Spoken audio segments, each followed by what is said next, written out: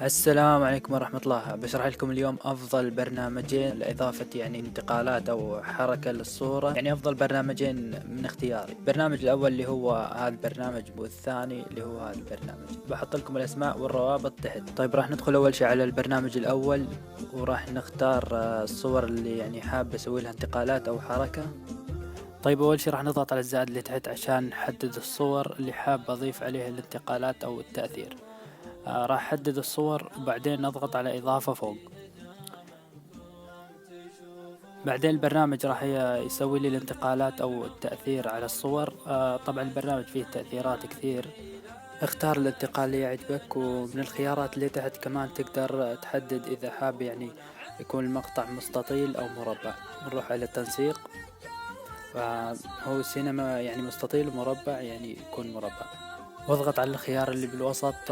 راح يطلع لك اسم البرنامج، تسوي له حذف عشان ما يطلع بالتصميم. كمان اذا حاب تحذف او تعدل بالنص اللي بيطلع بالبداية، براحتك، حذف او بتعدل فيه. واخر شي عشان تحفظ المقطع اضغط على حفظ، واضغط على الخيار اللي تحت وراح ينحفظ بالاستوديو. طيب راح نروح البرنامج الثاني، ونفس الشيء راح ندخل البرنامج ونضغط على الزائد عشان نحدد الصور. راح اختار الصور اللي حاب اضيف عليها التأثير او الحركات. طبعا البرنامج اقل شيء لازم اقل شيء 6 صور، 5 صور 4 صور ما بقدر، اقل شيء 6 صور. بعدين راح نضغط على ستارت، راح يطلع لي كل التأثيرات، وكمان نفس الشيء في تأثيرات كثيرة وحلوة.